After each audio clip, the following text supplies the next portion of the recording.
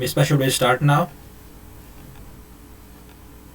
Yes, yes, you can. Okay. अस्सलाम वालेकुम everyone, कैसे हैं सब? हेलो. वालेकुम सलाम भाई, ठीक है? आप कैसे हैं? I am good, thank you. So should we start? I am audible to everyone?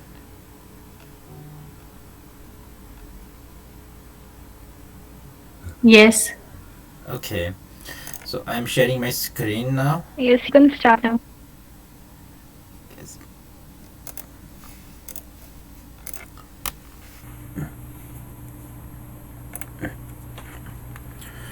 So it's a small session about the guide to apply for master's or PhD after your bachelor's degree. One question, should I do this session in English or Urdu? आप मुझे बता दें मैं किस में करूँ, किस में ज़्यादा मुनासिब है. वैसे मुझे खुद मेरे ख्याल से उर्दू में ज़्यादा अच्छा लगता है, मुझे इंग्लिश इतनी ज़्यादा आती नहीं है, तो आप बता सकते हैं.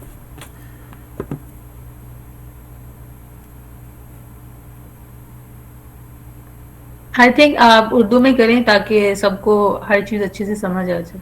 चलें, ये तो बहुत अच्छा होगा मेरे लिए. तो आज के सेशन में हम इस तरह करेंगे, मैं एक जनरल सा आपको बताऊंगा तरीक़ाकार कि किस तरह आप एक अपॉर्चुनिटी को हंट कर सकते हैं, क्या क्या स्टेप्स फॉलो करनी, क्या क्या डॉक्यूमेंट्स चाहिए होंगे आपको, और क्या क्या डेडलाइंस होती हैं. तो उसके बारे में एक जनरल सी गाइड होगी, तो उम्मीद है ये आपको फ़ायदा देगी फ्यूचर में. तो फर्स्ट ऑफ ऑल लाइक जो क्वेश्चन कम्स टू माइंड कि अच्छा ये why we should apply for higher education, हमें क्यों जाना चाहिए बाहर बैचलर्स करने के बाद, हमें पाकिस्तान में ही क्यों जॉब नहीं करनी चाहिए, पाकिस्तान में अपने प्यारों के पास रहकर वहाँ पर ही जॉब क्यों नहीं करनी चाहिए. तो कोई बता सकता है मुझे कोई एनी रीज़न कि हमें बाहर पाकिस्तान से बाहर मास्टर्स करने के लिए क्यों जाना चाहिए? एनीवन?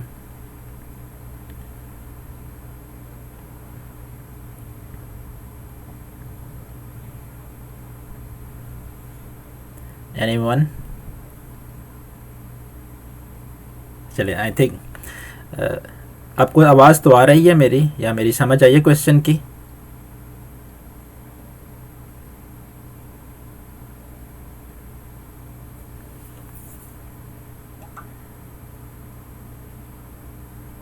मैं दोबारा पूछता हूँ क्वेश्चन कि आपके ख्याल में एक स्टूडेंट को बैचलर्स के बाद हायर एजुकेशन के लिए फॉरेन कंट्री में क्यों जाना चाहिए, स्पेशली जो स्टूडेंट पाकिस्तान से हो?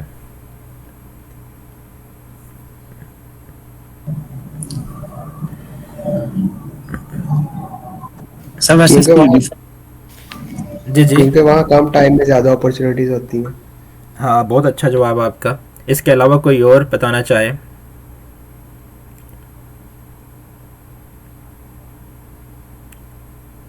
चले मैं बताता हूँ, मैंने थोड़ी सी चंद रीज़न्स लिखी हैं. First of all, free masters degree. Pakistan में अक्सर हम देखते हैं मास्टर्स डिग्री कुछ यूनिवर्सिटीज़ करवाती हैं, मास्टर्स पीएचडी वो भी फ़ी लेती हैं.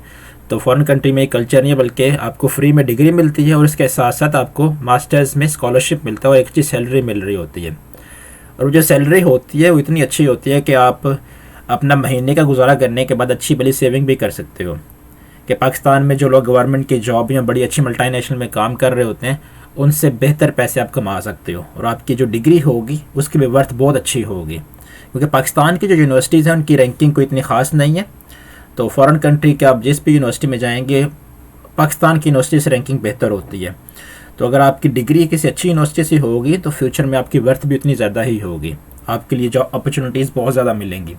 और इसके अलावा आपको जब फॉरेन कंट्री में आ जाते हैं तो आपको ट्रैवल करने के बहुत सारे मौके मिल जाते हैं, बहुत ज़्यादा ट्रैवल बंदा करता है. और हमारे पाकिस्तानी के लिए एक लास्ट ऑप्शन जो होता है कि यार बंदा बाहर निकले तो चलो किसी कंट्री में एक परमानेंट रेजिडेंस मिल जाती है, काफ़ी ज़िंदगी आसान हो जाती है बंदे की. तो ये छोटी छोटी मैंने चंद रीज़न्स लिखी थी. तो आई गेस ये इसके अलावा आपको लाइक आपका विजन ब्रॉड हो जाता है, आपकी स्टाइल ऑफ थिंकिंग आपका चेंज हो जाता है. तो कंपैरेटिवली लाइफ अगर देखा जाए एक स्टूडेंट की जो पाकिस्तान में होता है और जो एक फ़ॉरेन कंट्री में होता है, तो फ़ॉरेन कंट्री वाले स्टूडेंट की लाइफ बहुत ही बेहतर होती है. तो ये है कि क्यों जाना चाहिए. इसको अगर डिस्कस करें तो लंबा हो जाएगा, बट ये चंद छोटी छोटी रीज़न्स हैं. अगर हम बातें हैं कि अगर जाना ही है बाहर तो चाहे क्या तरीक़ाकार है, तो फर्स्ट ऑफ़ ऑल रिक्वायरमेंट्स ये होती हैं. इसके लिए 4 मेन रिक्वायरमेंट्स हैं। पहला आपकी एक CV और रेज्यूमे।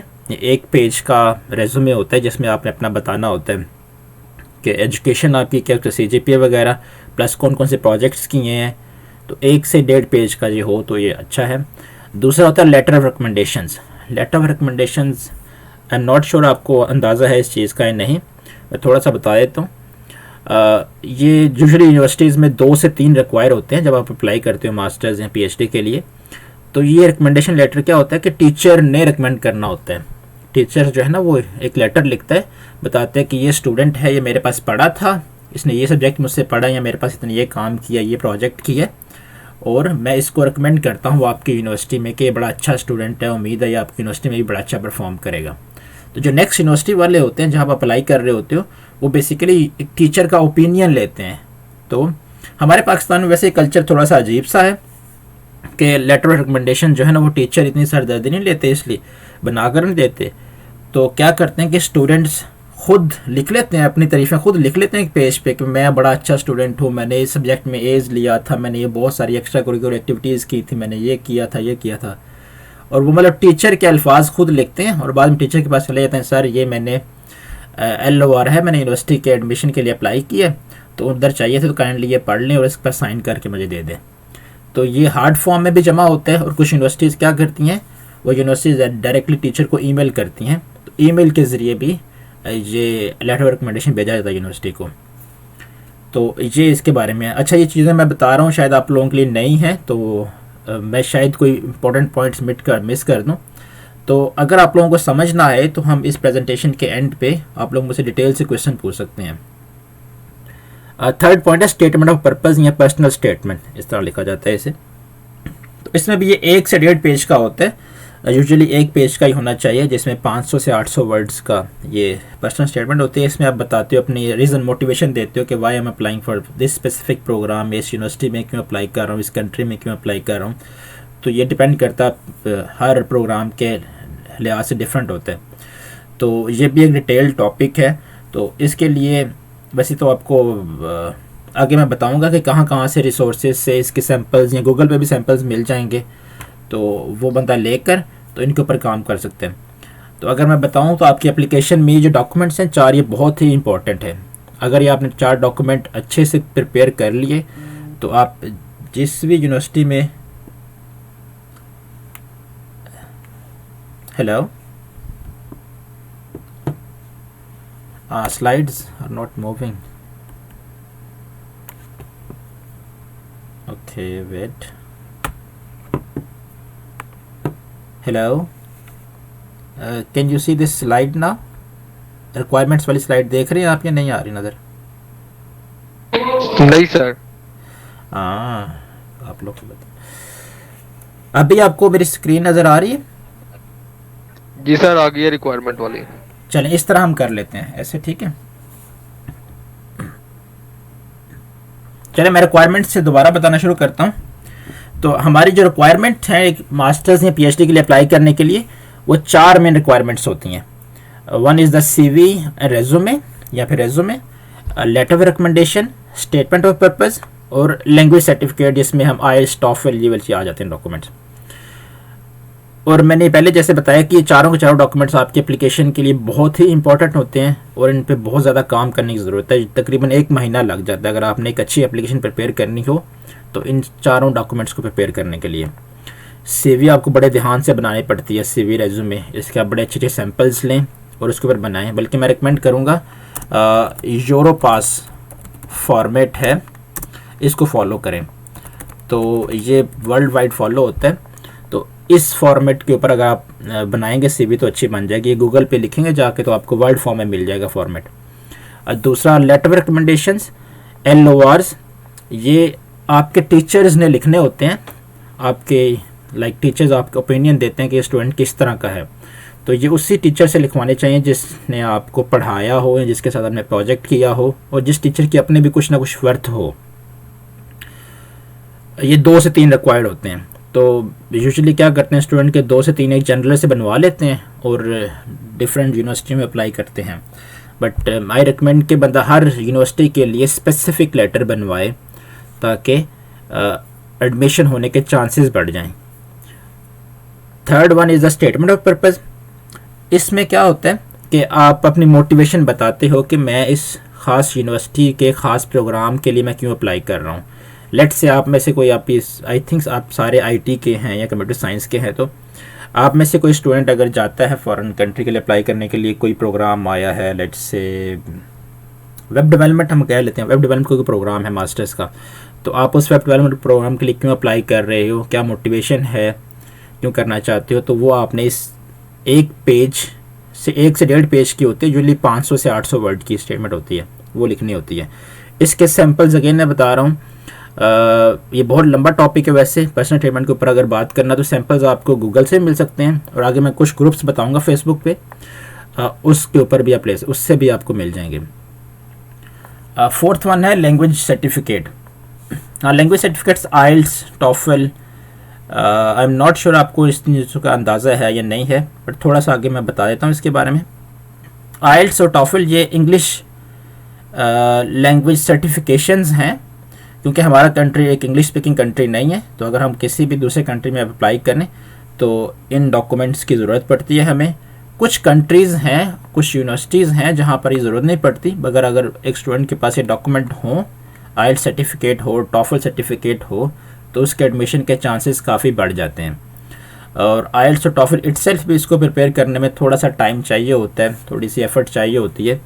तो अगर आप लोग चाहते हैं कि आप जैसे बैचलर के फ़ौरन बाद आप किसी मास्टर्स की यूनिवर्सिटी में आपका एडमिशन हो जाए, तो आई वुड प्रेफर कि आप आजकल जो आपका टाइम है, लाइक आई थिंक आप 6-7 सेमेस्टर के स्टूडेंट्स हैं सारे, तो इस टाइम में इसको भी थोड़ा थोड़ा टाइम देके प्रिपेयर कर सकते हैं। इसके बारे में अगेन जो गाइड है, it's a lengthy topic, but जो ग्रुप्स हैं फेसबुक पे, उन पर डिटेल से आपको इसके बारे में इंफॉर्मेशन मिल जाएगी। एंड देन ये जो हैं इंटर्नशिप्स एंड एक्सपीरियंस सर्टिफिकेट्स, ये सपोर्टिंग डॉक्यूमेंट्स हैं, इसेंशियल डॉक्यूमेंट्स नहीं है, बट अगर ये हो आपके पास तो इससे आपके एडमिशन के चांसेस काफ़ी बढ़ जाते हैं। ये तो हो गए रिक्वायरमेंट्स कौन कौन सी होती हैं। मेन 4 रिक्वायरमेंट्स हैं किसी भी एडमिशन के अप्लाई करने के लिए, पहले आपने ये 4 रिक्वायरमेंट्स पूरी करनी होती हैं। फिर आ गया था कि अगर हमारे पास रिक्वायरमेंट्स पूरी हो गई हैं, अभी हमने अपॉर्चुनिटी ढूंढनी है कि यार किस जगह पे, किस यूनिवर्सिटी में एडमिशन खुला हुआ है, किस कंट्री में स्कॉलरशिप आया हुआ है, हमें कैसे पता चलेगा। तो उसके लिए ये कुछ वेबसाइट्स हैं, कुछ फेसबुक के ग्रुप्स हैं, यूजुअली जो फेमस ग्रुप्स हैं फेसबुक के, एक स्कॉलरशिप नेटवर्क है, आई थिंक इसके कोई 7-8 लाख मेंबर्स हैं, बहुत अच्छा ग्रुप है। I would recommend everyone to join this group. बहुत सारी अपॉर्चुनिटीज़ आती हैं दिन में, तो जिस तरह हम यूजुअली डेली आप यूज़ करते हैं फेसबुक, तो इसके ऊपर भी 10 से 15 मिनट लगाएंगे तो आपको अंदाज़ा हो जाएगा। लोग डिस्कशंस हो रही होती हैं, सीनियर्स बैठे हुए हैं यहाँ पर, लाइक बहुत पुराने डिफरेंट कंट्रीज़ के वो गाइड कर रहे होते हैं। इसके अलावा रिसेंटली एक और ग्रुप बना है पाकिस्तान स्कॉलरशिप लीग, वो भी बहुत अच्छा ग्रुप है, आई थिंक 3 से 4 लाख मेंबर्स हैं इसके, तो इसको भी ज़रूर ज्वाइन करें, ये बल्कि ज़्यादा अच्छा ग्रुप है इससे। इसमें पोस्ट बड़े इंटरेस्टिंग किस्म की आती हैं स्कॉलरशिप की। एक और ग्रुप है स्कॉलरशिप कॉर्नर के नाम से, इसको भी ज्वाइन करें, इसमें भी अपॉर्चुनिटीज़ आ रही होती हैं। इसके अलावा ये तो है जनरल ग्रुप्स इसके अलावा भी होंगे, बट मैं इनको ज़्यादा जानता हूँ, मैं इन्हीं को फॉलो कर रहा हूँ, मुझे खुद अपॉर्चुनिटी इन्हीं ग्रुप्स के अंदर से मिली थी। इसके अलावा हर कंट्री का अपना एक ग्रुप बनाया हुआ है पाकिस्तानी स्टूडेंट्स का। Let's say study and life in Germany, ये ग्रुप है। यहाँ पर सारे जो जर्मनी के स्टूडेंट्स हैं, जो वहाँ पर रह रहे हैं, ये उन लोगों ने ग्रुप बनाया हुआ है। और सारे जो लोग, लेट्स से क्यूरीज़, मैंने जर्मनी के लिए अप्लाई करना था, तो इस ग्रुप में मेरी बहुत सारी क्यूरीज़ थी कि इस यूनिवर्सिटी का एडमिशन के मसले, ये मसले, तो हम इस क्यूरी में पूछ सकते हैं, सीनियर्स होते हैं, हम गाइड कर देते हैं। इसी तरह study and life in US, study and life in Italy, study and life in Norway, आप सिंपल फेसबुक पे जाके सर्च करेंगे तो आपको मिल जाएगा। हर कंट्री का ग्रुप बना हुआ है, ऑस्ट्रेलिया का ग्रुप बना हुआ है, साउथ कोरिया का बना हुआ है, जापान का बना हुआ है। तो आप किसी भी कंट्री में जिसमें आप इंटरेस्टेड हैं अप्लाई करने के लिए, आप सिंपली इस ग्रुप को ज्वाइन करें, इसमें सर्च करेंगे, देखेंगे अपॉर्चुनिटीज़ आ रही होंगी। कोई भी आपकी क्यूरी है स्पेसिफिक उस कंट्री के हवाले से, उस कंट्री में किसी यूनिवर्सिटी के हवाले से, आप उसमें पोस्ट कर सकते हैं। तो बहुत सारे हैं सीनियर्स जो गाइड करते हैं। तो इसके अलावा आप क्यूरीज इन ग्रुप्स में भी कर सकते हैं, बल्कि जैसे बंदा यूनिवर्सिटी के एडमिशन के लिए अप्लाई करना शुरू करता है तो बहुत सारे सवालात आते हैं। वो सिंपली इन ग्रुप में जाके आप सर्च करोगे ना, तो आपसे पहले हज़ारों लोगों ने पूछे होंगे, तो क्यूरीज आपकी आंसर हो जाती हैं वैसे ही। ये ग्रुप ज़रूर ज्वाइन करें, बहुत फ़ायदा होगा। इसके अलावा ये ग्रुप से भी आपको अपॉर्चुनिटी मिल सकती हैं। और सेकेंडली लोग पोस्ट करते हैं, फॉर एग्जाम्पल मैं अक्सर इस ग्रुप में पोस्ट कर देता हूँ कि ये इस लैब में एक बंदे की ज़रूरत है, इस स्कॉलरशिप अभी अपॉर्चुनिटी खुली हुई है, और भी लोग कर देते हैं। और इसके अलावा क्या होता है कि जब आप इसको देख रहे होंगे ना, तो अक्सर पोजीशंस होती हैं बहुत स्पेसिफिक किस्म की होती हैं जो आपको ऐसे नहीं मिलेंगी। तो वैसे जैसे बंदा फेसबुक पेज सिंपल स्क्रॉल कर रहा होता है कि अगर ग्रुप में जाके इसको स्क्रॉल कर रहा हो तो आपको बहुत सारी पोजीशन नज़र आ जाएंगी वैसे ही, जिसमें बंदे की, क्योंकि वो स्पेसिफिक पोजीशन होती है किसी लैब की, वहाँ पर बहुत कम लोग अप्लाई करते हैं, क्योंकि एक बड़ा स्कॉलरशिप टाइप नहीं होता। इस तरह GKS नाम का स्कॉलरशिप है, यू ग्रेड नाम का एक बड़ा स्कॉलरशिप है, तो हज़ारों लोग वैसे पहले ही इंतज़ार कर रहे होते हैं। तो जो स्पेसिफिक पोजीशन होती है वहाँ पर होने के चांसेस ज़्यादा होते हैं क्योंकि कम लोग अप्लाई करते हैं। इसके अलावा जो वेबसाइट्स हैं, कुछ वेबसाइट्स मैंने लिखी हैं, सारी नहीं लिखी हैं, तो जनरली मैं बता देता हूँ। यूरो एक्सिस है एक बहुत अच्छी वेबसाइट है, ये यूरोप की वेबसाइट है। इसके ऊपर आप सर्च करेंगे तो अपॉर्चुनिटीज़ आ रही होती हैं। ये स्पेसिफिकली यूरोप के हवाले से, कुछ फॉरेन भी आती हैं, बट यूरोप क्योंकि खुद इसके अंदर 28 कंट्रीज़ हैं तो बहुत सारी अपॉर्चुनिटीज़ आ रही होती हैं। हम सिंपल इस वेबसाइट पे जाकर लिखेंगे लेट्स से मास्टर पोजीशन, ये कीवर्ड है, मास्टर पोजीशन लिखेंगे तो आपको हज़ारों पोजीशन नज़र आएंगी। मास्टर्स पोजीशन इन IT लिखेंगे तो बहुत सारी पोजीशन नज़र आएंगी। Masters position in like machine learning लिखेंगे, जो भी आपके इंटरेस्ट है वो लिखेंगे तो पोजीशन जैसे नज़र आ जाएंगी। इसके अलावा लिंक्डइन बहुत अच्छा एक प्लेटफॉर्म है, तो लिंक्डइन पे आप अपनी प्रोफाइल बनाएं एक अच्छी सी, जो भी आप कर रहे हैं, और सिंपल उसका जो सर्च बार है, सर्च बार में आप ये कीवर्ड्स यूज़ कर सकते हैं, कोई भी कीवर्ड जैसे masters PhD position in machine learning इस तरह। और इसके अलावा जो आपके अपने फील्ड के प्रोफेसर्स हैं, जब आप थोड़ा सा टाइम लगाएंगे आपको अंदाज़ा होगा, हर प्रोफेसर ने ना, जो अच्छे अच्छे प्रोफेसर ने अपनी प्रोफाइल्स बनाई होती हैं, तो आप अपने क्या कर सकते हैं कि उन प्रोफेसर्स को फॉलो कर सकते हैं। क्या आपको मेरी आवाज़ आ रही है ठीक से? हेलो जी सर, आ रही है। सही समझ आ रही है सारी? जी सर। चलें ठीक है। सेकेंडली एक तो तरीका है कि इस वेबसाइट से यूरो एक्सिस, सेकेंडली लिंक्डइन में आप अपनी प्रोफाइल बना सकते हो। थर्ड, आप गूगल पे इटसेल्फ जाकर गूगल पे लिखोगे, सिंपली कीवर्ड्स यूज़ करोगे इस तरह के जो आप इंटरेस्टेड हो, तो गूगल पे भी बहुत सारी, बल्कि आप तो मैं से ज़्यादा बेहतर जानते हैं गूगल को, आप सारे बड़े अच्छे IT के एक्सपर्ट्स बैठे हुए हैं, तो गूगल से भी अपॉर्चुनिटीज़ काफ़ी मिल जाती हैं। नेक्स्ट एक ऑप्शन जो होता है ट्विटर, आप यूज़ कर सकते हो कि आजकल प्रोफेसर्स बहुत सारे ट्विटर्स पे अपने अकाउंट बनाए होते हैं और अपॉर्चुनिटीज़ वहाँ पर पोस्ट करते हैं कि मेरी लैब में इस बंदे की ज़रूरत है ऐसे। तो ट्विटर पे भी जाके आप सिंपल सर्च बार में कीवर्ड्स यूज़ कर सकते हो और वहाँ पर भी अपॉर्चुनिटीज़ मिल सकती हैं। इनके अलावा ये थोड़ा सा मुश्किल प्रोसेस है, बट बहुत सारे लोग इसे फॉलो करते हैं कि यूनिवर्सिटीज़ की वेबसाइट पर जाकर, कि आप यूनिवर्सिटीज़ देखते हो, different universities, let's say MIT, ये तो सारे जानते होंगे कि अहम यूनिवर्सिटी है, तो MIT की वेबसाइट में मैं जाता हूँ, तो कुछ यूनिवर्सिटीज़ की वेबसाइट्स बहुत अच्छी होती हैं, उन्होंने बनाया होता है, एक बार से दिया होता है, अपॉर्चुनिटीज़ का बार दिया होता है, या पोजीशंस का ना एक टैब दिया जाता है उसके अंदर, तो आप वहाँ पर क्लिक करके देख सकते हो कि उस यूनिवर्सिटी में कौन कौन सी पोजीशंस आई हुई हैं। एक तो ये तरीकाकार है। सिंपली नहीं तो आप क्या करते हो कि यूनिवर्सिटी की वेबसाइट पे जाते हो, उन यूनिवर्सिटी के लाइक कंप्यूटर साइंस के डिपार्टमेंट में जाओगे, वहाँ पर देखोगे अच्छा प्रोफेसर्स कौन कौन से हैं, वो क्या क्या काम कर रहे हैं, तो आप उस हिसाब से अपनी एक एक्सेल शीट बनाते हो, देखते हो अच्छा ये प्रोफेसर ये वाला काम कर रहा है, और फिर देखते हो इस यूनिवर्सिटी के एडमिशन्स कब ओपन होंगे, इस यूनिवर्सिटी में स्कॉलरशिप कब आएगा। तो ये वाला प्रोसेस, मैंने भी ये प्रोसेस फॉलो किया हुआ है, बट मुझे अभी फील होता है क्योंकि मुझे पहले ये सारी वेबसाइट्स का, ये तरीक़ाकार का नहीं पता था, तो मैंने यूनिवर्सिटी वेबसाइट पे जाता था, मैंने एक एक्सेल शीट बनाई थी। अभी भी कुछ लोग फॉलो करते हैं, बट इफ़ेक्टिव है, बट ये लेंथी है, it takes so much time. तो आई थिंक जो पोजीशंस आई होती हैं, अगर आपने सिंपल पोजीशंस के लिए अप्लाई करना है, किसी लैब की पोजीशन के लिए, किसी लैब के स्कॉलरशिप के लिए, तो उसके लिए ये जो प्लेटफॉर्म्स हैं ना, फेसबुक ग्रुप, ये euro axis website, LinkedIn, Google, Twitter, ये बहुत अच्छे हैं। और अगर आपने जनरल एडमिशन के लिए अप्लाई करना है, वो भी स्कॉलरशिप पे होते हैं। लेट्स से बहुत यूनिवर्सिटीज़ हैं, अक्सर यूनिवर्सिटीज़ क्या होती हैं, कुछ तो होते हैं कि सिंपली पोजीशन बेस्ड होती हैं, कुछ होते हैं कि सिंपल यूनिवर्सिटी के एडमिशन्स खुलते हैं, तो आप उस यूनिवर्सिटी के एडमिशन के लिए अप्लाई करते हो, और उसी के अंदर एक होता है तरीकाकार होता है कि आप स्कॉलरशिप के लिए भी अप्लाई कर सकते हो।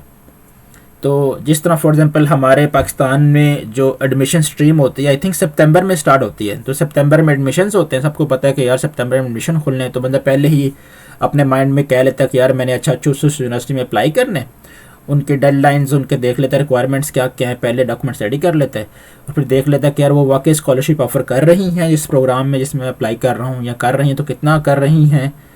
तो ये बहुत सारी यूनिवर्सिटीज़ हैं जो डायरेक्टली सिर्फ एडमिशन्स लेती हैं, और जो अगर एडमिशन हो जाए इनका तो वो स्कॉलरशिप बेस्ड ही होता है सारा के सारा।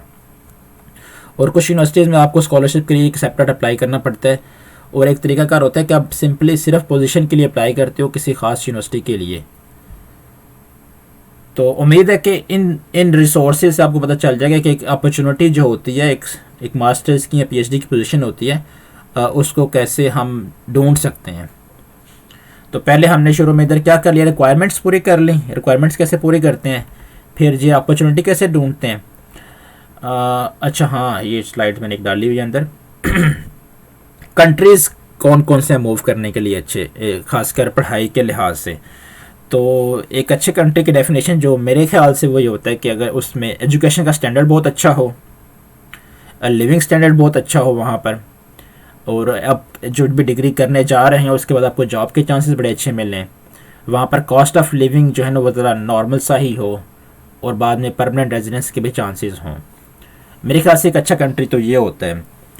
तो अगर हम यूजुअली तो आपकी स्टेज पे मेरे ख्याल से जो होता है कि बंदे के जहन में इस तरह के सवाल नहीं आते कि यार किस एक ऐसी से एक अच्छी कंट्री मूव करूं, बल्कि बंदा तो ये सोचता है कि यार मेरा किसी ना किसी जगह एडमिशन तो हो जाए ना पहले। लाइक यही है ना कि मेरा जहाँ किसी एक जगह एडमिशन हो जाए यार उधर ही चला जाऊँ, चाइना हो जाए मेरा, किसी मलेशिया में हो जाए, इंडोनेशिया में हो जाए, चला जाऊँ।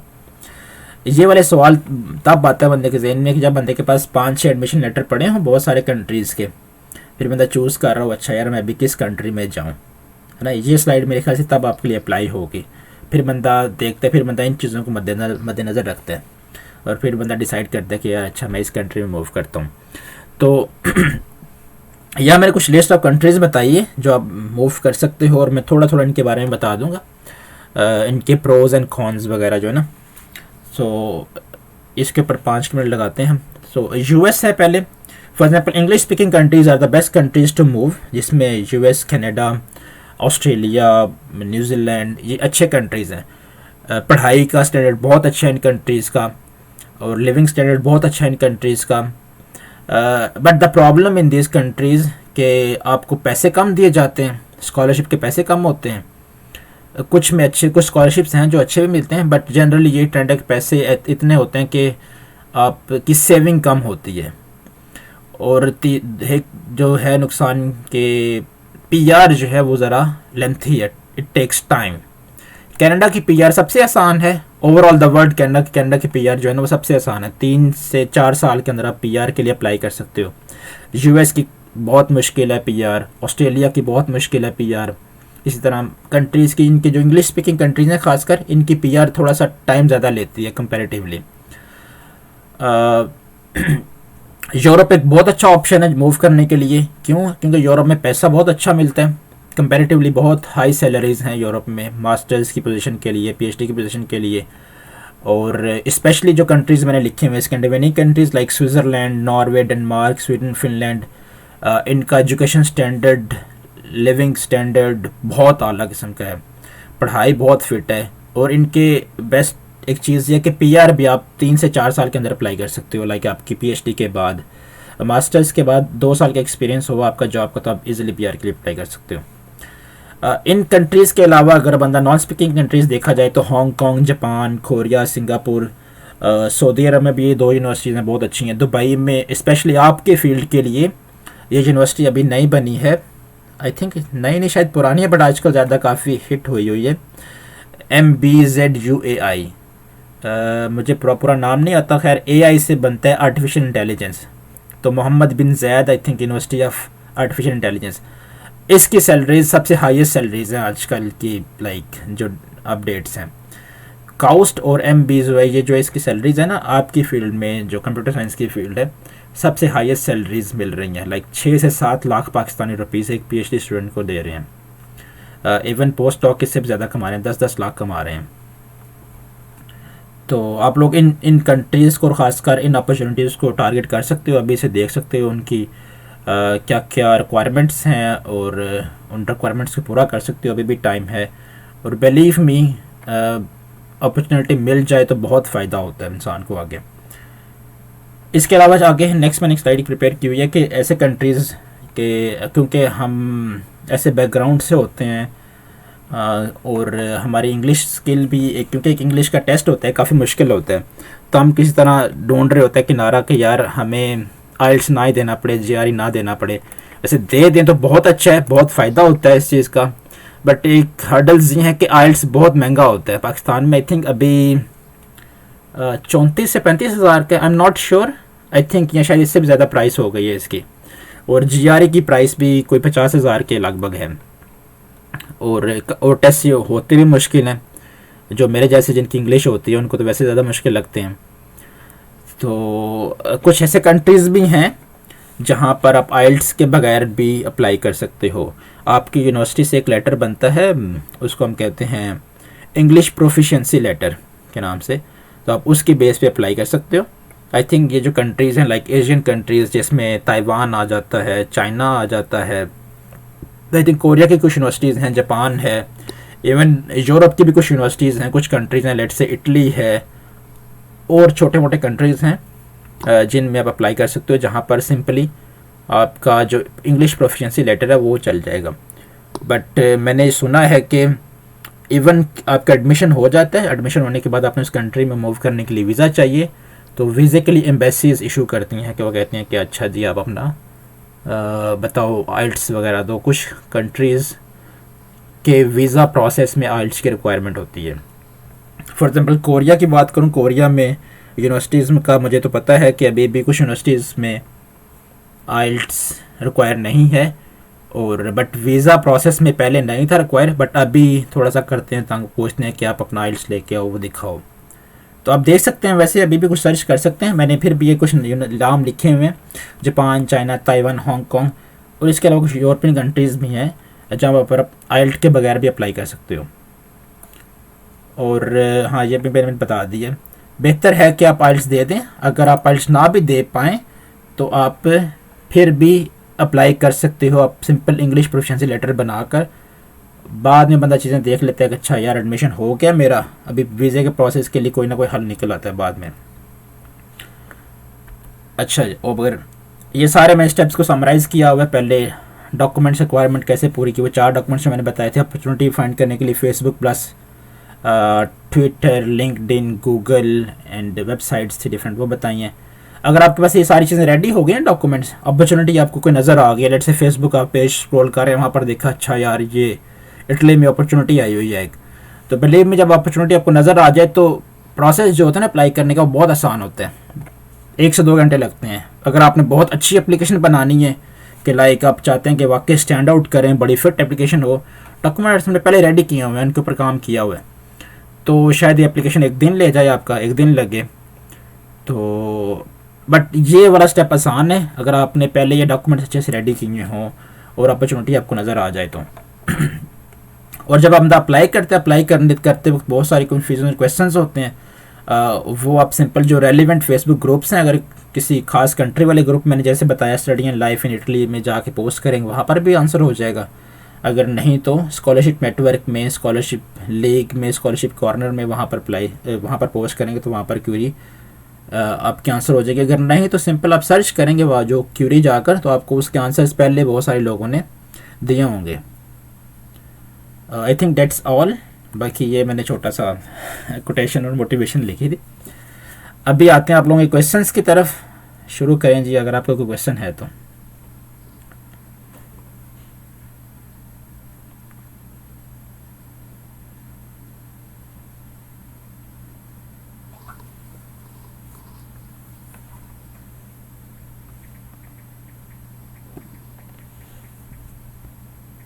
हेलो,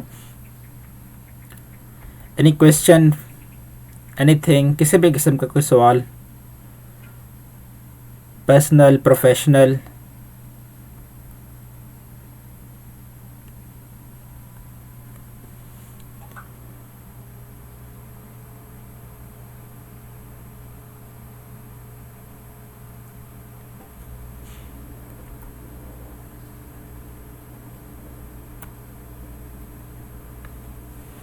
मिसबा आवाज़ आ रही है मेरी? सर पीआर क्या होता है? पीआर तो एक्सप्लेन कर दें मुझे। हाँ, अब पीआर है परमानेंट रेजिडेंस। किसी आप कंट्री में मूव करें तो उस कंट्री की परमानेंट रेजिडेंस मिल जाए आपको। इन अब देसी अंदाज में मैं ये बता दूं कि यार नेशनैलिटी मिल जाए उस मुल्क की। तो उसका ये फ़ायदा होता है कि अगर आपको किसी मुल्क की नेशनैलिटी मिल जाए ना, किसी मुल्क की, या फिर नेशनैलिटी खैर बाद में मिलती है, पहले परमानेंट रेजिडेंस मिलती है उसकी। तो अगर वो मिल जाए तो आपको उस कंट्री में जाने के लिए वीज़ा की ज़रूरत नहीं होती।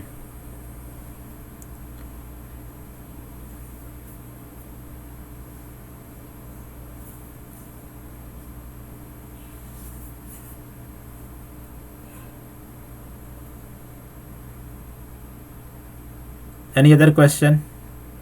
अगर ये चाहते हैं तो मैं इसको ज़रा थोड़ा सा और एक्सप्लेन कर सकता हूँ, ये पीआर वाले पॉइंट को, अगर आप। अगर हम चाहते हैं कि यूनिवर्सिटी से फ्री होने साथ ही हम मास्टर्स के लिए यूनिवर्सिटी में चले जाएं, तो उसके लिए क्या कब से अप्लाई करना स्टार्ट करना चाहिए? हाँ, ये क्वेश्चन बड़ा इम्पोर्टेंट है। अच्छा, तो इस तरह होता है कि जो यूनिवर्सिटीज़ की एडमिशन्स ओपन होते हैं, फॉर एग्जांपल सितंबर जो इनटेक होती है, सितंबर के एडमिशन्स के लिए एडमिशन ओपन होते हैं यूजुअली अप्रैल मई में ओपन होते हैं, अप्रैल मई में। ये डिफरेंट कंट्रीज़ का वेरी भी करते हैं। यूएस, कनाडा, ऑस्ट्रेलिया, इसकी कुछ यूनिवर्सिटीज़ हैं जो टॉप रैंक यूनिवर्सिटीज़ होती हैं ना, इसके एडमिशन्स तकरीबन 1 साल पहले ओपन होते हैं। फॉर एग्जांपल अभी थोड़ी सी एग्जांपल लेते हैं, आजकल चल रहा है जनवरी 2022 और मैं चाह रहा हूँ, मैंने अप्लाई करना है 2023 के सितंबर में मैंने अप्लाई करना है अगर अपने मास्टर्स या पीएचडी के लिए। मैंने क्या बताया कि साल पहले एडमिशन्स जो है ना उनके ओपन होते हैं, जो टॉप की यूनिवर्सिटीज़ हैं। तो उनके एडमिशन्स ओपन होंगे मे बी सितंबर या अगस्त में ओपन होंगे, अगस्त 2022 में ओपन होंगे, और सितंबर 2022 तक उन्होंने फाइनल कर लेना है और साल उनका वीज़ा का प्रोसेस और डॉक्यूमेंट प्रिपरेशन इस पे लगा देते हैं। ये मैं ख़ास बता रहा हूँ यूएस की यूनिवर्सिटीज़ के लिए। यूएस, कनाडा के भी कुछ यूनिवर्सिटीज़ हैं। इसी तरह जो बड़े स्कॉलरशिप्स होते हैं ना, जिस तरह ये क्या स्कॉलरशिप का नाम है, यूएस का एक स्कॉलरशिप है फुल ब्राइट के नाम से, वो स्कॉलरशिप है। और इस तरह बड़े बड़े जो नाम हैं, अगर आप उनमें अप्लाई करना चाह रहे हैं, तो अगर आप टाइम भी बचाना चाहते हैं कि जैसे आप फ्री हो और फ्री होते साथ ही आपके हाथ में पोजीशन हो और आप पहुंचे हो यूनिवर्सिटी में, अगली में किसी कंट्री में मूव किया हो, तो आपको 1 से 1.5 साल पहले अप्लाई करना करना पड़ेगा। और ये रूल अप्लाई होता है सिर्फ बड़े नाम के लिए, बड़े बड़ी यूनिवर्सिटीज़ के लिए। बाकी जो सिंपल या एवरेज या थोड़ी सी ऊपर यूनिवर्सिटीज़ भी हैं, या यूरोप की यूनिवर्सिटीज़ हो गया, ये कोरिया, जापान, इन यूनिवर्सिटीज़ के एडमिशन तकरीबन 6 से 7 महीने पहले ओपन होते हैं।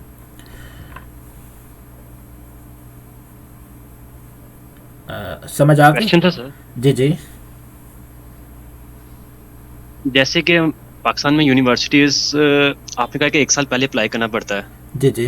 तो पाकिस्तान में हमें जब ट्रांसक्रिप्ट या मार्कशीट दी जाती है, वो तो हमें डिग्री के ख़त्म होने के तकरीबन 1-2 मंथ के बाद ही मिलेगी। तो हम किस तरह अप्लाई कर सकते हैं, क्योंकि वो रिक्वायर्ड डॉक्यूमेंट में कम से कम जो आप यहाँ से आपने बैचलर किया है या मास्टर किया हुआ है, तो आपको वो ट्रांसक्रिप्ट या मार्कशीट चाहिए होगी अप्लाई करने के लिए, तो वो तो हमारे पास अवेलेबल ही नहीं होगी। हाँ, बड़ा अच्छा सवाल है। इस तरह है कि यूनिवर्सिटीज़ को ख़ुद भी अंदाज़ा होता है। तो आप 6 सेमेस्टर्स की ट्रांसक्रिप्ट आपके पास होगी ना, 7 सेमेस्टर्स की होगी ना, तो आप उसको यूज़ करके भी अप्लाई कर सकते हो। और फिर यूनिवर्सिटी कहती है कि आप इसकी बेस पे अप्लाई कर दो, जब आपका प्रॉपर फुल डिग्री मिल जाएगी तो आप डिग्री भेज देते हो उन्हें। तो आपकी जितने भी ट्रांसक्रिप्ट हो 5-6 सेमेस्टर्स की, तो उसकी बेस पे अप्लाई कर सकते हो। सम टाइम पाकिस्तान में अगर यहाँ पे आप डॉक्यूमेंट इकट्ठे करेंगे, क्योंकि आपको तो अगर ये का गैप हो कि आपका अगर 23 में डिग्री कंप्लीट हुई है, तो आप 24 तो हमारा तकरीबन ये इस रिक्वायरमेंट से में गुजर जाएगा, तो क्या ये गैप का कोई इशू हो सकता है? नहीं होता इशू, कोई मसला नहीं होता ईयर गैप का। लोग प्रेफर करते हैं कि जल्दी से जल्दी हो जाए, बट वो अपना ही टाइम बचाते हैं ना कि यार मेरा मास्टर जल्दी हो जाएगा, मेरी पीएचडी जल्दी हो जाएगी, बट ईयर गैप कोई फ़र्क नहीं पड़ता। आप जॉब करें, कुछ लोग इधर मेरे पास अभी हमारे इधर कोरिया में आए हुए 40-40 साल के लोग हैं जो पीएचडी शुरू करने आए हैं। पाकिस्तान में 10-15 साल जॉब की उन्होंने, फिर पीएचडी का शौक़ पड़ा, फिर आए हैं, तो कोई फ़र्क नहीं पड़ता। सर आप बता सकते हैं कि स्वीडन की नेशनल लैंग्वेज क्या है? स्वीडिश लैंग्वेज है उनकी अपनी। उनकी स्वीडिश है। तो इसी तरह एक जर्मनी में मेरे कज़न ने अप्लाई किया था, तो वहाँ से मुझे इन्फॉर्मेशन मिली थी कि उनकी वो 1 साल ट्रेनिंग पहले पाकिस्तान में दे रहे थे, तो इस तरह की डिग्री की यानी कि वो 5 ईयर की डिग्री बन जाती थी। मैंने वैसे खुद ऐसा कोई प्रोग्राम नहीं सुना हुआ कि पाकिस्तान में अगर ट्रेनिंग दें पहले और फिर लेके जाएं। क्या स्कॉलरशिप के अप्लाई किया था उसने यहाँ? उसने लैंग्वेज कॉन्फ्लिक्ट था ना, वो लैंग्वेज उनकी मुझे नाम नहीं याद आ रहा जर्मनी की। हाँ समझ आ गई। तो उसको बोलते हैं हम B1 B2 लैंग्वेज के होते हैं के लेवल्स। जी सर। हाँ तो उसने B2 कवर करना होगा, पाकिस्तान से B2 की रिक्वायरमेंट होती है अगर वो अप्लाई करो तो कुछ यूनिवर्सिटीज़ की।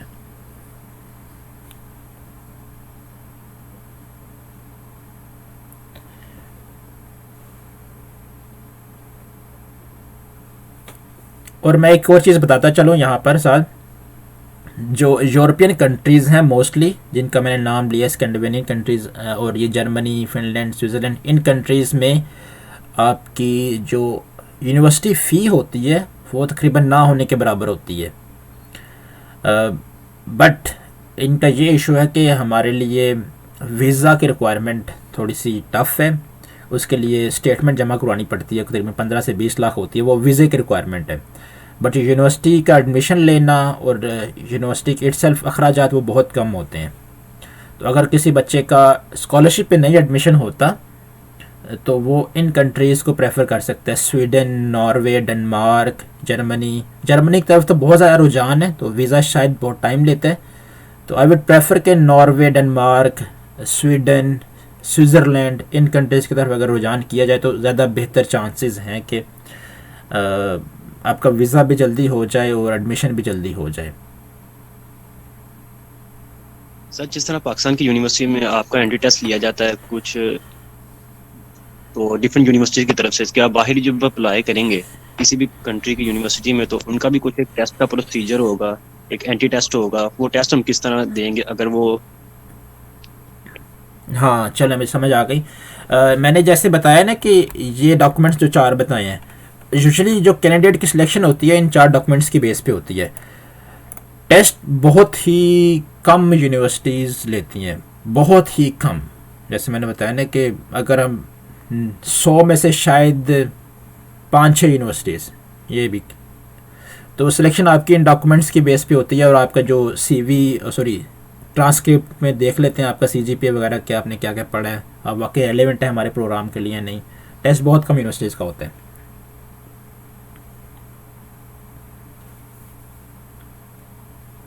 सर जैसे कि अभी हमने ऑनलाइन मतलब पढ़ा है तो उसका तो इशू नहीं होता, मतलब इतना मैंने स्टडी के बारे में पता चला, हाँ ऑनलाइन ही पढ़ लिया था तो उसका नहीं, कोई फ़र्क नहीं पड़ेगा। आपको डिग्री तो मिल रही है ट्रांसक्रिप्ट के, आपका कोर्स का नाम तो आ रहा है।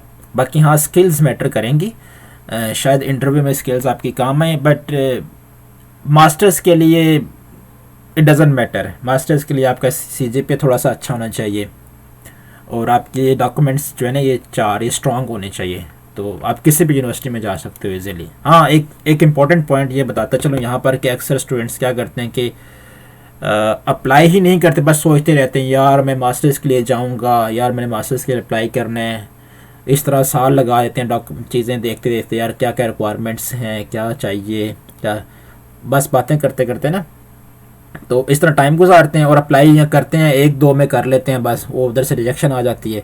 रिजेक्शन बहुत आएगी आपको, तो अगर आप 10 में अप्लाई करोगे 10 यूनिवर्सिटीज़ में, तो शायद किसी 1-2 में एडमिशन हो।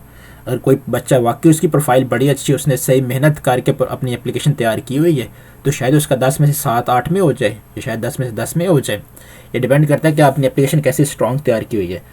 तो आई वुड रिकमेंड कि आप जितनी ज़्यादा यूनिवर्सिटीज़ में अप्लाई कर सकते हो, डिफरेंट अपॉर्चुनिटीज़ में अप्लाई कर सकते हो, उतना करो। बाद में आपके पास चॉइस हो कि अच्छा यार मैं इस चीज़ में जाना, और इट डजंट टेक टाइम, क्योंकि डॉक्यूमेंट्स आपने रेडी किए हुए पहले, हर डिफरेंट यूनिवर्सिटीज़ के लिए अप्लाई करने की थोड़ा सा चेंज करना पड़ता है उन डॉक्यूमेंट्स को, और एप्लीकेशन फ़ी एक कंसर्न होता है। और कुछ यूनिवर्सिटीज़ हैं या कुछ पोजीशंस हैं ऐसी जहाँ पर आपको एप्लीकेशन फ़ी भी देनी नहीं पड़ती। फॉर एग्जाम्पल यूरोप की यूनिवर्सिटीज़ हैं बहुत सारी जहाँ पर एप्लीकेशन बहुत ही मिनिमम है या ना होने के बराबर है। अच्छा, ये सर, एक ये ऑस्ट्रिया ऑस्ट्रिया एक मुल्क है, उसके बारे में थोड़ा सा पूछना था। जी जी अर्ज़ करें। ऑस्ट्रिया है और जो मुख्तलिफ शेंगन वीज़ा वाले कंट्रीज़ हैं जहाँ से शेंगन वीज़ा होता है, जी जी जैसे कि पोलैंड, बेल्जियम, ऐसे जो जिनकी तरफ ज़्यादा लोगों का रुझान नहीं है, जी जी उनके बारे में, यानी उधर के स्टडी वीज़ा। और दूसरी चीज़ ये कि जब आपको एप्लीकेशन लेटर आ जाता है तो उसके बाद का क्या प्रोसीजर होता है? हाँ, पहले कंट्रीज़ के बारे में बता दूं, जो आपने नाम लिया है ये शेंजन कंट्रीज़ 20 यूरोप के जो कंट्रीज़ हैं सारे के सारे 28 मुल्क हैं, वो सब शेंजन वो कंट्रीज, शेंगन में। शेंजन वीज़ा कहा जाता है उन्हें।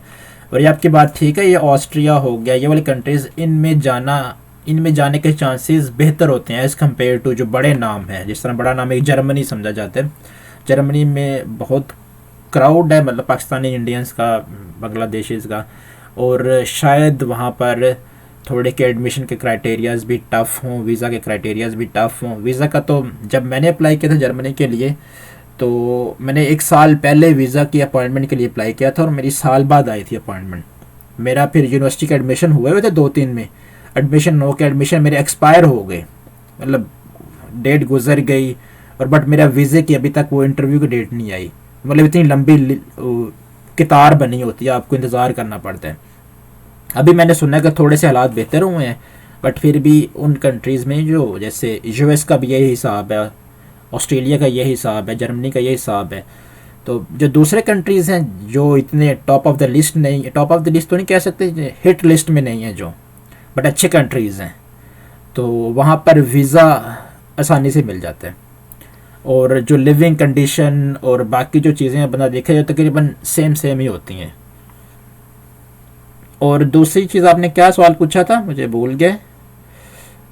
एप्लीकेशन लेटर आ जाता है या कॉल लेटर आ जाता है तो उसके बाद का क्या प्रोसीजर होता है? हाँ जी, वीज़ा होता है, वीज़े के लिए अप्लाई करना होता है आपने। सिंपली एप्लीकेशन लेटर आपके पास आ गया, उस एप्लीकेशन लेटर को लेकर आप एम्बेसी के लिए अप्लाई करते हो वीज़े के लिए। ऑनलाइन प्रोसीजर पड़ा हुआ है कैसे वीज़े के लिए अप्लाई करते हैं। सिंपल एम्बेसी की वेबसाइट पे जाते हो, वहाँ पर आप अप्लाई करते हो, अपॉइंटमेंट आपकी आ जाती है, सारे डॉक्यूमेंट्स लेकर आप वीज़ा इंटरव्यू देने जाते हो।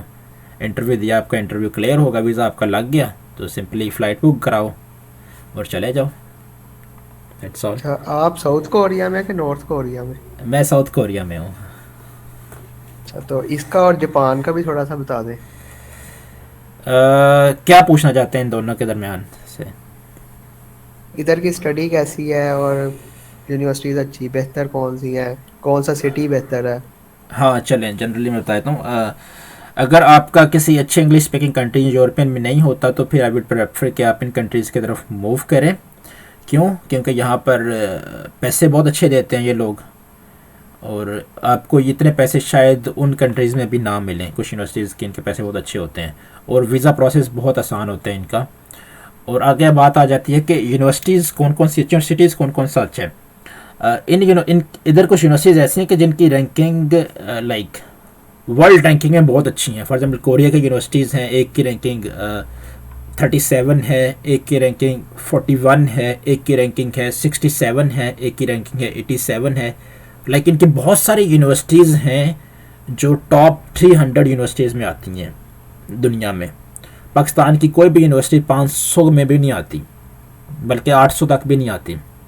शायद 800 में भी 1-2 आई हैं जिसमें नस्ट है और कायद-ए-आज़म है। तो इस इधर की यूनिवर्सिटीज़ की रैंकिंग बहुत अच्छी है। इसी तरह जापान की भी कुछ यूनिवर्सिटीज़ हैं जिनकी रैंकिंग बहुत अच्छी है, और बल्कि इन दोनों से बेहतर मैं कंट्री समझता हूँ हांगकांग बहुत अच्छा है, जिसका इतना नाम नहीं है दुनिया में। हांगकांग की यूनिवर्सिटीज़ टोटली इंजीनियरिंग की यूनिवर्सिटीज़ 7 से 8 यूनिवर्सिटीज़ हैं और सब की रैंकिंग विदिन 100 है।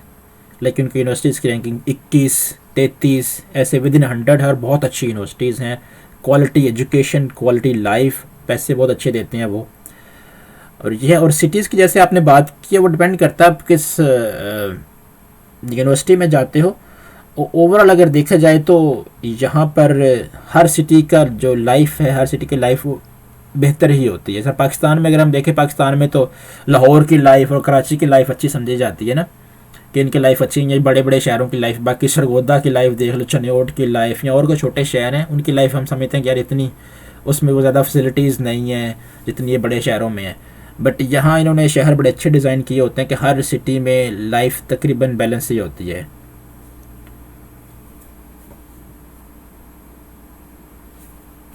जी, थैंक यू। सर सीजीपीए कितना होना चाहिए अगर हमें स्कॉलरशिप ना मिले, तो आपके ख्याल में क्या हमें मूव करना चाहिए उधर कि नहीं? हाँ यार, सीजीपीए जितना अच्छा हो उतना बेहतर है। सीजीपीए एक बड़ा इम्पॉर्टेंट या बड़ा क्रिटिकल एक पॉइंट है जिसकी बेस पे आपका स्कॉलरशिप होता है यहाँ। बट मैंने ऐसे स्टूडेंट्स देखे हैं जिनका सीजीपीए 2 है, 2.5 है, 2.6 है, उनका भी स्कॉलरशिप या उनका भी एडमिशन हुआ है, क्योंकि उनके पास दूसरी चीज़ें अच्छी थी। मतलब आपकी अगर एक चीज़ अच्छी नहीं है तो आप उसको फिर नलीफाई करने के लिए आपके पास दूसरी चीज़ें, आपके पास एक्सपीरियंस सर्टिफिकेट बड़ा अच्छा है, आपका आइल्ट्स स्कोर बड़ा अच्छा है, आपकी स्किल्स, आपने कोई प्रोजेक्ट्स किए हैं वो बड़े अच्छे हैं, तो आप उन चीज़ों को दूसरे से नलीफाई कर सकते हैं। मेरे साथ मेरे बैच में स्टूडेंट एक आया था यहाँ पर, कंप्यूटर साइंस का ही आपका, और आजकल वो मशीन लर्निंग पे काम कर रहा है यहाँ पर डाटा सेंटर में।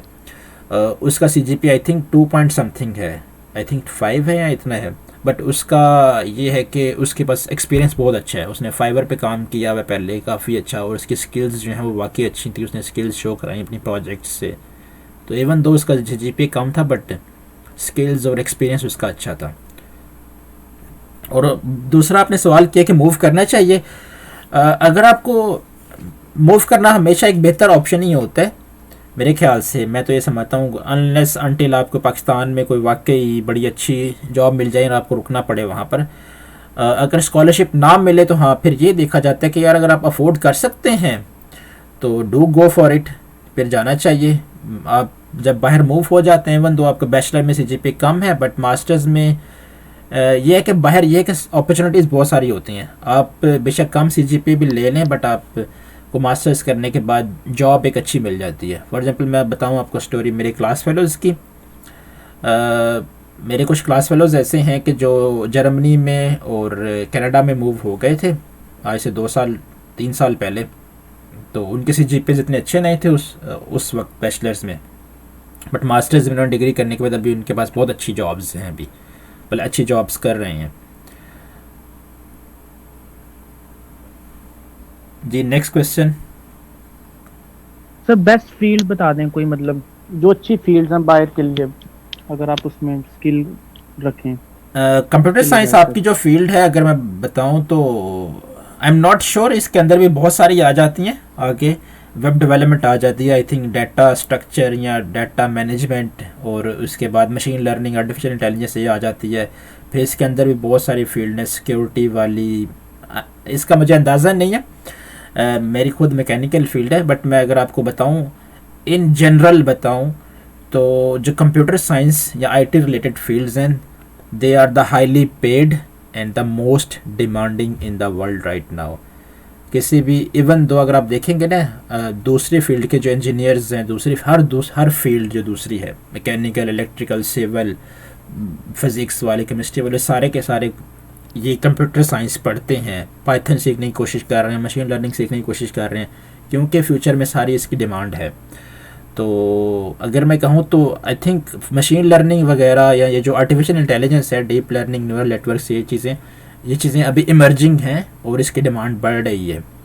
तो आप लोगों के लिए ये गोल्डन चांस हो सकता है कि अगर आप अपॉर्चुनिटीज़, क्योंकि इसमें ज़्यादा अपॉर्चुनिटीज़ अभी आ रही हैं, तो इसके तरफ अगर फोकस करेंगे तो शायद चांसेस बढ़ जाएं आपके अपॉर्चुनिटी मिलने के। जी एनी अदर क्वेश्चन?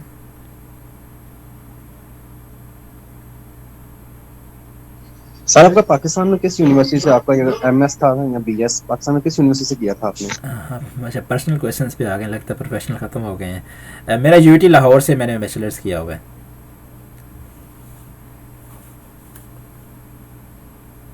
एमएस आपका वहां से था, साउथ कोरिया से? हाँ जी।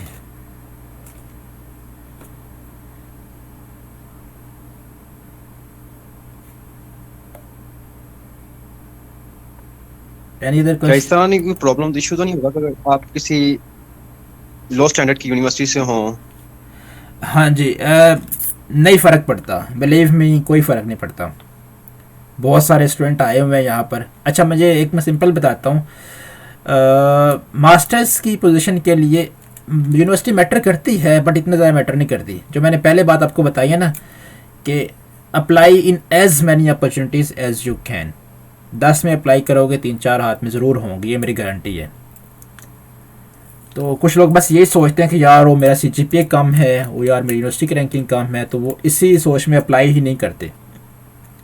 ठीक है, तो ज़रूर, और शायद आपको 1-2 में अप्लाई करेंगे, रिजेक्शंस मिले, आप डिसहार्ट भी हों, बट डिसहार्ट ना हों, अप्लाई करें ज़्यादा से ज़्यादा में, और फिर बाद में अपॉर्चुनिटीज़ आती जाएंगी आपके पास। और बिलीव में ये फ्रूटफुल होगा वाकई। अगर आप कहते हैं कि यार पाकिस्तान में मुझे 30,000 की, 40,000, 50,000 या 70,000 की नौकरी भी मिल जाए ना, तो उससे भी बाहर करना बेहतर है। मैं आपको बहुत सारी एग्जांपल्स बता सकता हूँ कि इधर बच्चे आए हुए हैं पाकिस्तान की गवर्नमेंट की नौकरीज़ 18वें स्केल की बड़ी अच्छी अच्छी नौकरीज़ छोड़ के बाहर आते हैं, मूव करते हैं, क्योंकि उनको नज़र आ। मेरे साथ लड़का अभी मेरी ही इंडस्ट्री में आया है, he was doing 18 scale job since 5 years in Pakistan, और वो इदारा जिसमें कर रहा था उस इदारे का भी पाकिस्तान हमारी फील्ड में मैकेनिकल में बहुत अच्छा नाम है। शायद आप लोगों को अंदाज़ा हो, एटॉमिक एनर्जी का इदारा जो है, तो बड़ा अच्छा इदारा। मैं जब बैचलर में था हमारा अब एक ड्रीम होता था कि यार हम इस इदारे में जाएं, तो वो कहते छोड़ के आ गए क्योंकि उसको एक ख़ास टाइम के बाद अपना फ्यूचर नज़र नहीं आ रहा था। एक कहता है ना कि फ्यूचर रुक जाना, स्टैटिक सा हो जाना, कोई आगे बंदा समझता नहीं कि मेरी आगे इतनी ज़्यादा प्रमोशन नहीं होगी, या मैं कुछ लर्न नहीं कर रहा, मेरी पे नहीं ज़्यादा बढ़ रही। तो बाहर इन चीज़ों के फ़ायदे होते हैं कि बाहर मूव करने के।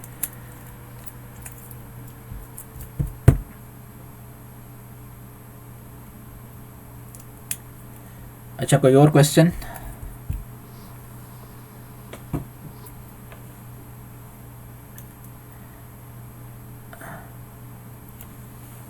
गर्ल्स, पता नहीं गर्ल्स कोई हैं भी हैं या नहीं। अगर उनके क्वेश्चन है तो हम आखिरी क्वेश्चन लेते हैं, फिर ख़त्म करते हैं, इट्स गेटिंग लॉन्ग।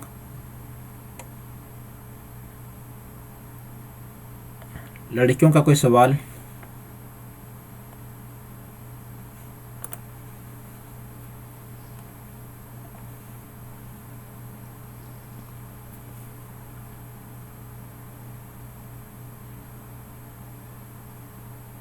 सर मतलब अप्लाई करना बेस्ट ऑप्शन है, ज़्यादा से ज़्यादा अप्लाई करें। हाँ जी,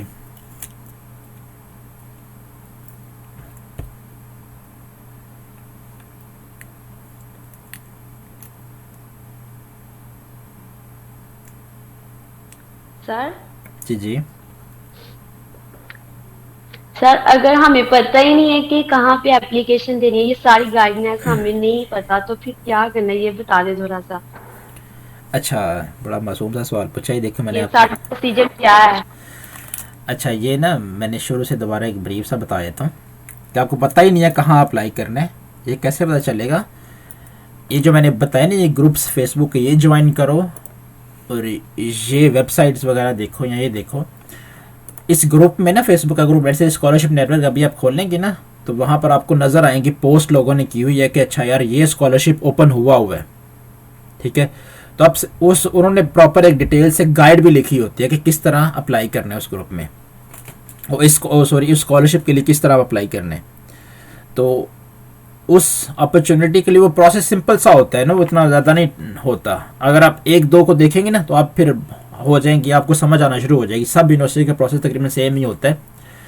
तो आपको सिंपल पोजीशन ढूंढनी है, पहले पोजीशन ढूंढने की, वो ढूंढने इस तरीके से है, वहाँ पर उस यूनिवर्सिटी का लिंक आ जाएगा, उससे वो भी दिया होता है, उन्होंने स्टेप बाय स्टेप प्रोसेस भी लिखा होता है कि किस तरह करना है।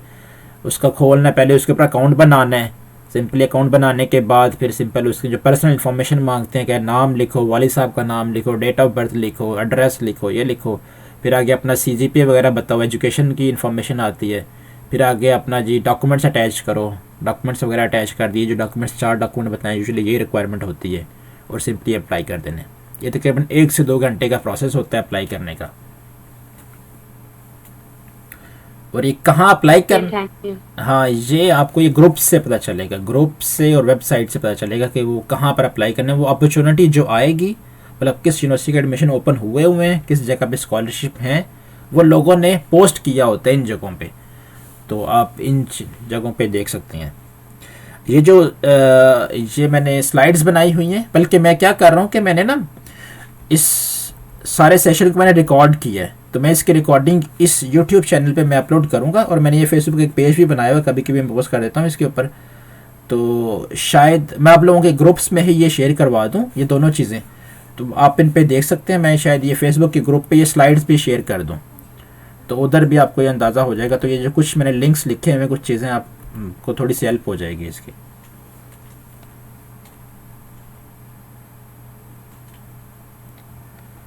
सो आई थिंक सेशन को ख़त्म करते हैं।